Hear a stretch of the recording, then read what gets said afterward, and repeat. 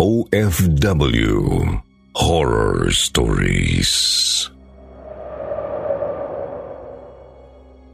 Magandang araw, Sir Jupiter, at sa lahat ng mga tagapakinig ng Sitio Bangungot. Bagong subscriber niyo po ako. Siguro'y nasa 1 buwan pa lang. Pero mula nung nirecommend ng kaibigan ko ang YouTube channel niyo sa akin, hindi na ako makatigil sa kakapakinig ng mga nire-release niyong true horror stories. Kaya naman po, nag-decide na akong i-share na rin ang sarili kong karanasan dito. Tawagin niyo na lang po akong Celine, 28 years old at isang English teacher sa Bangkok, Thailand. 2 taon na rin po ako dito at masasabi kong mas maayos ang sweldo ko dito bilang isang guro compared sa sahod ko sa Pilipinas. Dati ay hindi pumasok sa isip ko ang magtrabaho sa ibang bansa. Pero dahil sa matinding pangangailangan, naisip kong makipagsapalaran sa ibang bansa. Hindi naman ako nagsisi dahil maayos talaga ang trabaho ko dito sa Thailand at talagang nakakapag-ipon ako kahit papaano. Habang nagtatrabaho dito bilang isang English teacher, hindi ko maiwasang mainggit at may kumpara ang education system nila sa ating bansa. Ibang-iba po kasi at mas ramdam ko ang pagpapahalaga nila sa mga teachers dito. Lalong-lalo na po in terms of compensation. Ramdam ko rin po ang pagmamahal at respeto ng mga students ko at pati na rin ng parents nila. Dahil po sa ipinakita kong husay sa aking trabaho, may kumuha sa akin bilang isang private tutor. Kilala bilang mayamang negosyante ang mga magulang ng estudyante kong si Anchali. Magandang bata si Anchali. Tahimik sa klase. Nagsasalita lang pag tinatawag o tinatanong ko siya. Pero kapansin-pansin po ang angking talino niya. Mabilis siyang makaintindi at nakita ko po talaga ang progress niya in terms of speaking in English. Ngunit para sa parents niya, mabilis raw na natuto ang kanilang anak dahil magaling akong teacher. Dahil si Anchali ang magmamana ng kanilang negosyo in the future, gusto nila itong maging fluent sa English habang bata pa. At dahil nagustuhan nila ang progress ng kanilang anak, naisip nilang kunin ako bilang private tutor nito. Ang kasunduan namin, magkakaroon lang kami ng 2 to 3 hour private session tuwing Sabado ng umaga. Tapos ay meron din kaming regular session ng 1 oras pagkatapos ng regular class hours every Monday, Wednesday, at Friday. Hindi ko na po babanggitin ang mismong halaga ng offer nila pero talagang malaki po ang inialok nila sa akin para pumayag ako. Hindi na po ako nakahindi kasi isa yung malaking blessing sa akin. Dahil kakilala nila ang may-ari ng school, sila na rin po mismong nakipag-usap dito upang payagan akong maging private tutor ni Anchali. Hindi ako nahirapan dahil bukod sa mabait na bata si Anchali, mabilis rin siyang matuto. Focused kasi siya sa pag-aaral at nakikinig talaga ng mabuti sa akin. Sa unang private session namin sa bahay nila, sobra po akong namangha sa laki ng tirahan nila. Literal na mansyon. Nakakalula. Nakakabighani ang interior. Marami ring mga katulong doon at may isa pa nga akong nakilalang Pinay maid. May sariling study room si Anchali kung saan kami nag-aaral. Tahimik yun. Puno ng mga libro at iba't ibang kasangkapan sa pag-aaral. Dito ko mas napatunayan na talagang mahalaga sa kanila ang pag-aaral ng kanilang anak. Hindi na ito nakakapagtaka lalo pat nag-iisang anak nila si Anchali. Ibig sabihin, ito lang ang magmamana sa lahat ng kayamanan ng pamilya nila. Sir Jupiter, bukod sa pagiging matalino, napansin ko rin ang pagiging artistic ng bata. Sa loob kasi ng study room ay nakita ko ang mga art materials niya. Sa katunayan, nakadisplay rin doon ang ilan sa mga natapos niyang paintings. Nakakapangilabot lang tingnan ang artworks niya dahil napaka-dark ng tema. Pawang kulay itim lang ang kanyang ginagamit at madalas na subject ng kanyang mga ginuguhit ay mga nakakatakot na halimaw o entities. Minsan ko siyang tinanong kung bakit ganon ang mga ipinipinta niya, pero hindi niya ako sinagot. Gusto kong malaman kung anong problema at kung paano ko siya matutulungan. Pero naisip ko rin na hindi na yun parte ng trabaho ko at ayokong makialam sa pamilya nila. Baka hindi yun magustuhan ng mga magulang niya at ayokong magalit sila sa akin. Mayaman ang pamilya nila at maimpluwensya sa isang bansa na hindi ko naman kinalakihan. Pati may-ari ng school na pinagtatrabahuhan ko ay kakilala nila. Baka mawalan pa ako ng trabaho pag nakialam ako. At hindi yun pwedeng mangyari dahil kailangan ko ang trabaho ko. Kaya kahit mahirap, pinilit kong mag-focus na lang sa trabaho ko. Sir Jupiter, isang araw ay naabutan ko si Anchali na nagpe-paint sa loob ng study room. Hindi ako pumasok agad at tiningnan muna ang kanyang ginagawa. Muli, kinilabutan na naman ako sa kanyang ipinipinta.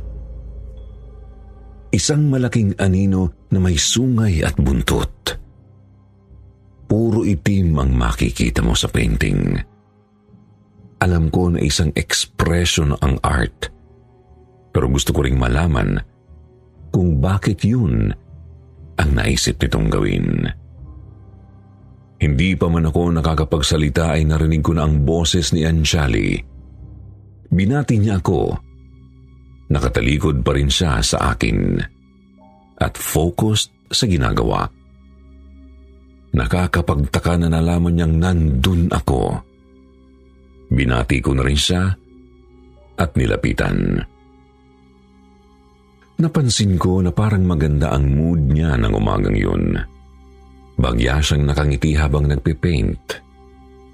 Hindi ko po madalas makitang ngumingiti si Anchali kahit na kasama niya ang mga classmates niya. Kahit nga kasama niya ang kanyang mga magulang ay hindi rin siya gaanong ngumingiti. Kaya naisip ko na ang pagpipaint pala talaga ang nagbibigay sa kanya ng kasiyahan. Since nasa mood naman siya, naisip ko pong kunin ang pagkakataong yun para magtanong. Nagbaka sakali akong may makukuha akong sagot sa pagkakataong yun. Tinanong ko siya kung ano o sino ang pinipaint niya at bakit ito ang ginawa niyang subject. Matagal bago sumagot si Anchali. Huminga muna siya ng malalim at nagpatuloy sa kanyang ginagawa. Akala ko nga ay hindi na niya ako sasagutin. Pero pagkalipas ng mahigit 1 minutong katahimikan, muli po siyang nagsalita. Ang mga salitang kanyang binitiwan ay talaga namang nagpatindig ng aking balahibo. Kaswal niya pong sinabi na kukunin na raw siya nito. Malapit na raw.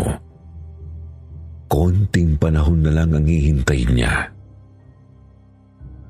Hindi ko alam kung paano ako magre-react sa sinabi niya, pero nang tinanong ko siya kung sino ang tinutukoy niyang kukuha sa kanya, itinuro lang niya ang malademonyong nilalang na kanyang ipinipinta. Pagkatapos noon, ay hindi na siya nagsalita. Sa pagkakataong yun, sobrang bothered na po ako at hindi ko na matiis na hindi makialam. Kaya naisip kong kausapin ang Pinay na katulong nila na si Carol. Tinanong ko sa kanya kung anong nalalaman niya kay Anchali.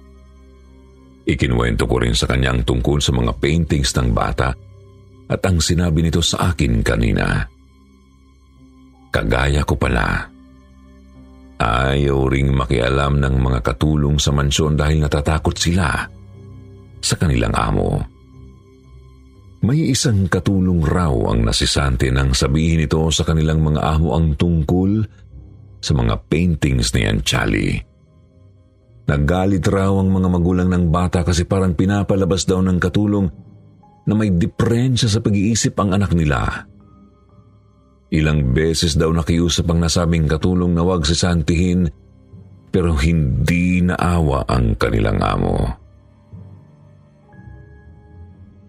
Mula noon ay hinayaan na lang nila si Anchali.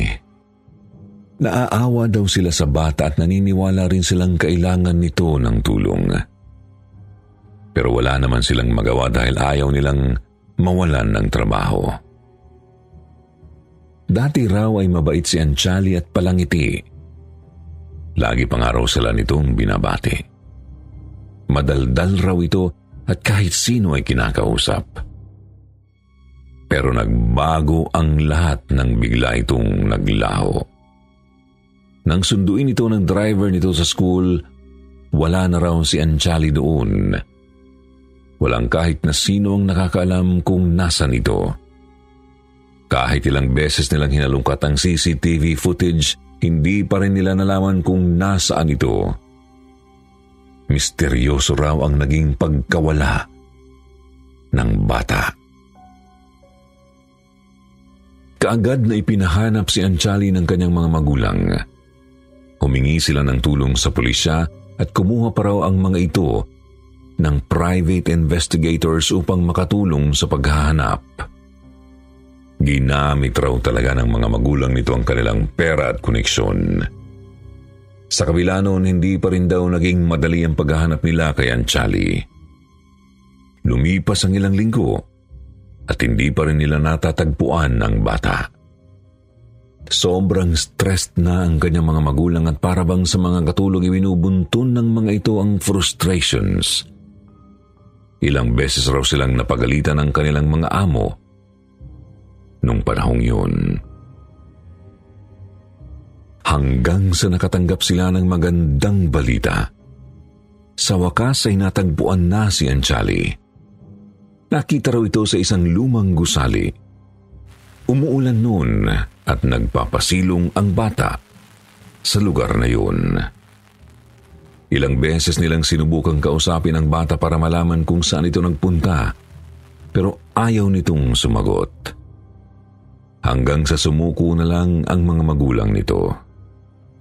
Sabi nila hindi na raw mahalaga kung saan nagpunta si Anchali. Ang importante ay natagpuan na nila ito. Mula noon ay mas dumoble pa ang pagiging protective nila sa kanilang anak. May personal guard na nakabantay dito sa school at sila mismo ang naghahatid sundo kay Anchali. Mula raw nang bumalik si Anchali ay naging weird na ito. Halos hindi na ito nakikipag-usap. At dito na rin daw nagsimula ang pagpe-paint nito ng mga nakakatakot na nilalang. Minsan nga ay naiisip nila na baka sinasapian na ang bata at hindi na talaga si Anchali ang kanilang kasama. Pero tikom ang bibig ng lahat dahil ayaw nilang masesante. Sir Jupiter, naguguluhan po ako noon kung ano ang dapat kong gawin. Gusto ko siyang tulungan pero natatakot naman akong mawalan ng trabaho. Sa araw na yun, umuwi akong nagtatalo ang isip. Sa sumunod na linggo, hindi pumasok sa school si Anchali kahit isang beses. Kinausap ako ng principal at sinabing na-admit raw sa ospital ang bata at hindi na makakapasok. Nag-decide raw ang mga magulang nito na i-homeschool na lang si Anchali. Hindi ko maintindihan kung bakit bigla-bigla na lang silang nag-decide na i-drop ito sa eskwelahan. Pinapasabi rin daw ng mga magulang ni Anchali sa akin na hindi ko na raw kailangang bumalik sa kanila para sa private session namin ni Anchali. May binigay rin po silang malaking halaga sa akin bilang huling sweldo ko. Bumalik po sa isip ko ang mga sinabi ni Anchali nung huli kaming nag-usap. Naalala ko ang sinabi niyang kukunin na raw siya ng nilalang na nasa painting niya. Mga kasityo bangungot, sa tingin niyo ba totoong nagkasakit si Anchali kaya ito na-admit sa ospital?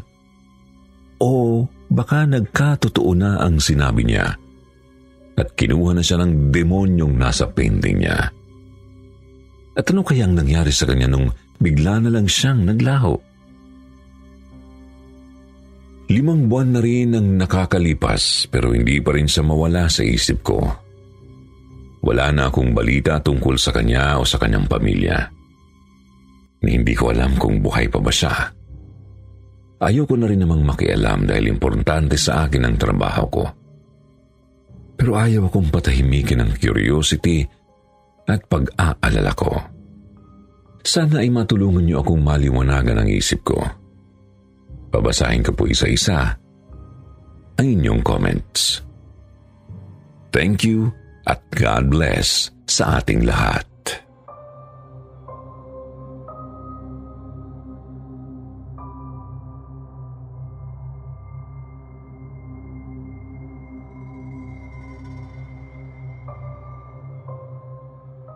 Haunted Dormitory.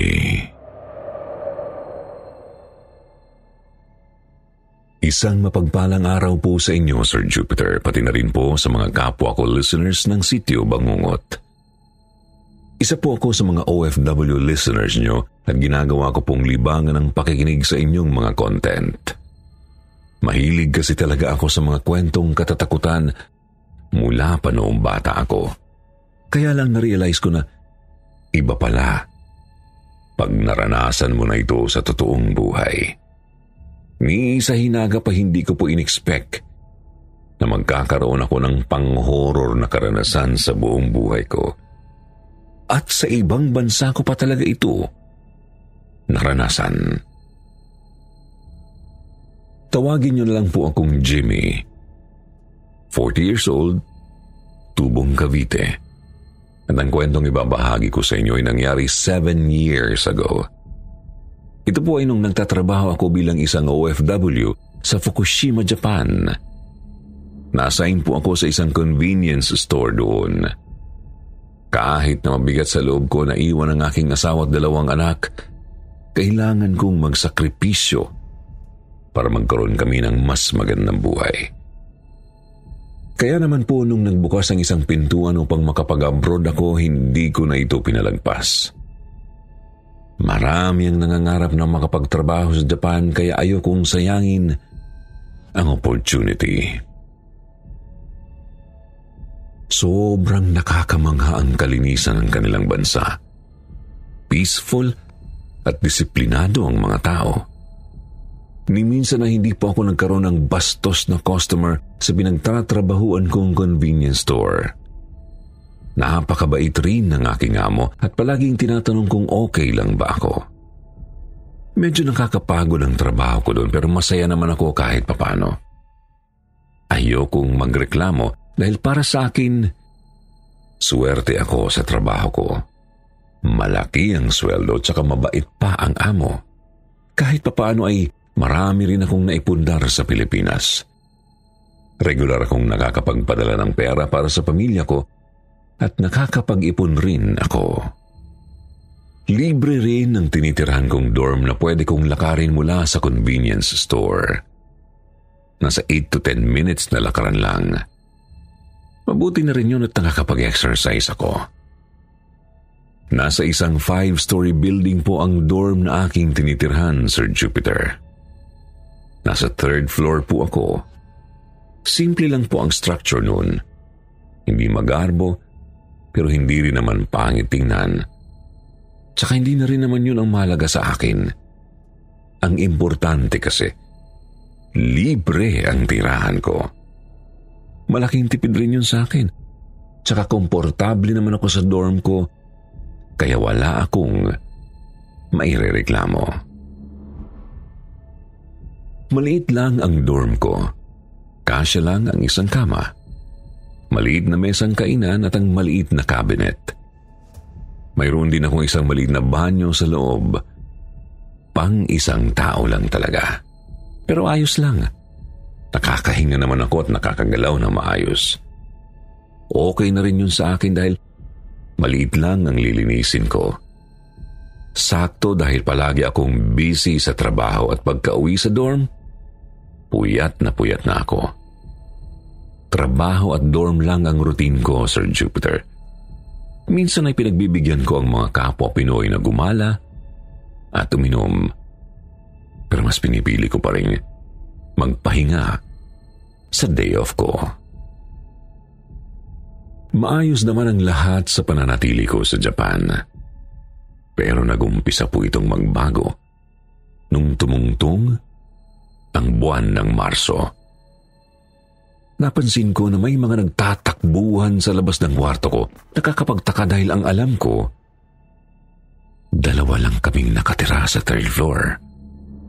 Pero bakit parang napakarami ng taong nagtatakbuhan sa labas? Literal na gabi-gabi ko silang naririnig. Pero kung dati ay mga yabag lang ang naririnig ko, isang gabi, nakarinig na rin ako ng mga sigawan. Mga taong nagpapanik. Para bang may isang dilubyong paparating. Kaya kinabahan na rin po ako at naisip na baka kung ano na ang nangyayari sa labas.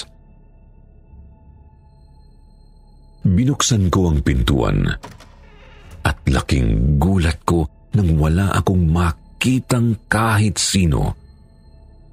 Wala ni isang tao sa labas. Walang nagkakagulo. Walang tumatakbo o nagsisigawan. Pero imposible naman pong halusinasyon ko lang ang mga narinig ko kasi gabi-gabi po yun. Pero mas malala pa po ang nangyari sa sumunod na gabi. Narinig ko po ang napakaraming tao na kumakalampag sa pintuan ko. Nagsisigawan sila at may sinasabing hindi ko maintindihan. Ewan ko kung dahil ba ito sa wikang Hapon ang lingwahe nila o talagang malabo ang mga sinasabi nila. Pero sa sobrang ingay po nila ay talagang naputol ang aking pagtulog. Hating gabi na po nun. Bumangon ako at binuksan ang pintuan upang malaman kung ano ang kailangan nila. Pero wala na naman akong nakitang kahit na sino sa labas. Sa halip ay sinalubong lang ako ng malamig na hangin. Kinilabutan po ako, Sir Jupiter, dahil sa mga tumatakbo sa isip ko noon. Hindi kaya minumulto ako? Pero sa halos 1 taon kong pananatili doon, wala naman akong napansing kakaiba sa dorm ko at pati na rin sa buong building. Patatakutin akong tao, pero ni minsan ay hindi ako nakaramdam ng takot sa lugar na yon.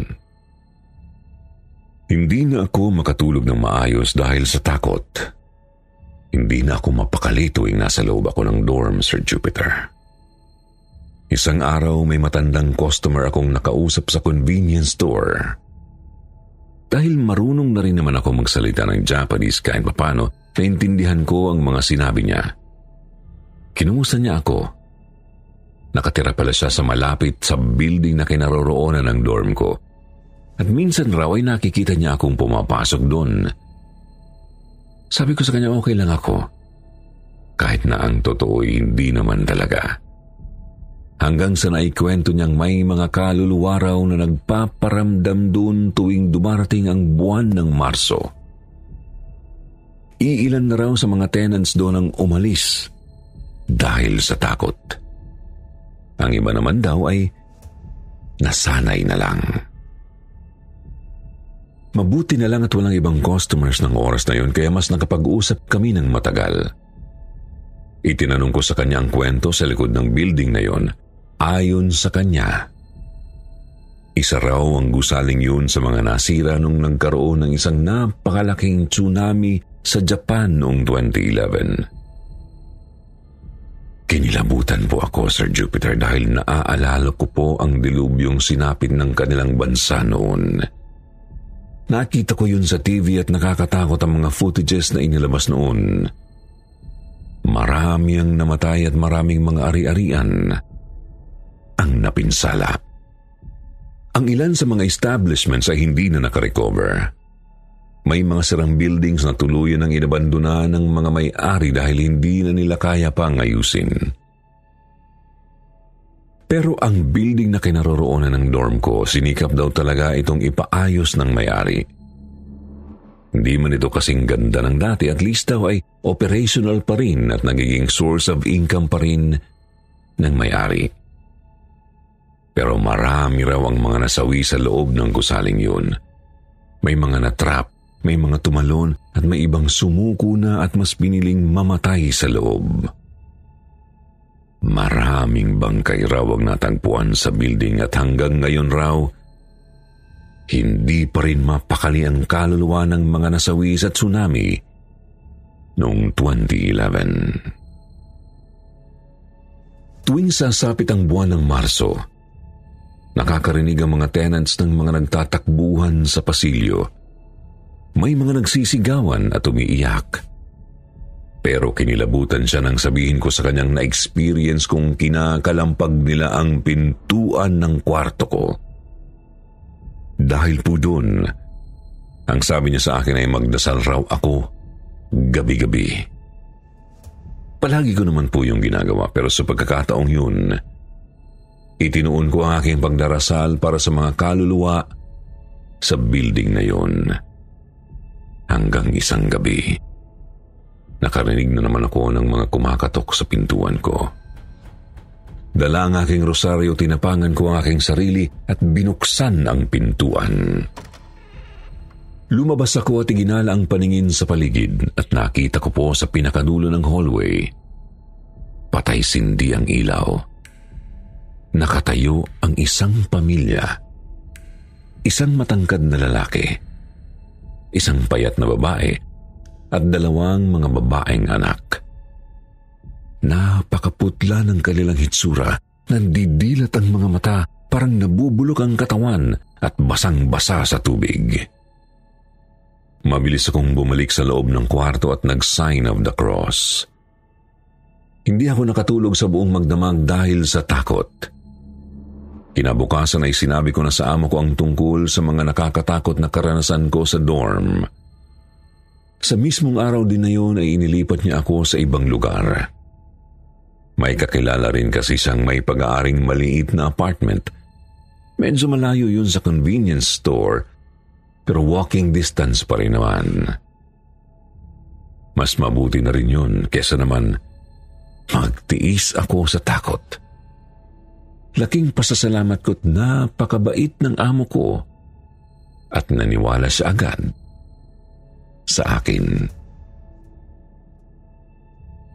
Nasa Pilipinas na po ako ngayon, pero naiisip ko pa rin ang naging karanasan ko sa Japan. Kayo po mga kasityo bangungot, naniniwala po ba kayong may mga kaluluwa pa rin hindi mapakali dahil sa sinapit nila sa tsunami noon sa Japan? May mga kakilala o kamag-anak po ba kayo na nakaligtas noon sa nasabing tsunami? Sana po ay isama natin sa ating mga dasal ang katahimikan at kapayapaan ng kanilang mga kaluluwa.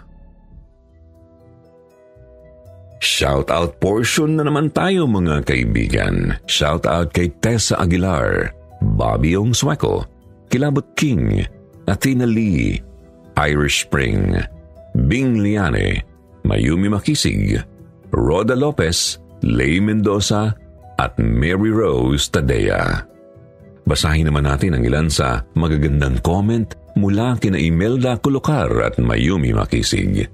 Sabi ni Imelda, good evening sa lahat ng mga nakikinig sa kwentong Takip Silim. Hindi talaga nakakasawang makinig sa inyong YouTube channel kasi laging maganda ang mga true horror stories na pinapadala sa inyo. Kaya naman kahit may ginagawa ako sa bahay, lagi akong nakatutok sa pakikinig sa kwentong Takip Silim. More power to you and God bless. Hello po, Sitio Bangungot. Sabi naman ni Mayumi, "Hello po, Sitio Bangungot. Ngayon lang ulit dahil super busy.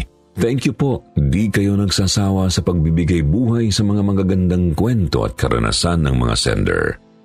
KTNSB family, you are doing a great job. God bless you more." Sa mga hindi po nabanggit, sa susunod na lang po. Huwag po ninyong kalimutang mag-reply sa ating shoutout box na nasa comment section para ma-shoutout ang mga pangalan nyo. Muli po, mula sa bumubuo ng Sitio Bangungot, ito po ang inyong lingkod, Jupiter, nagpapasalamat.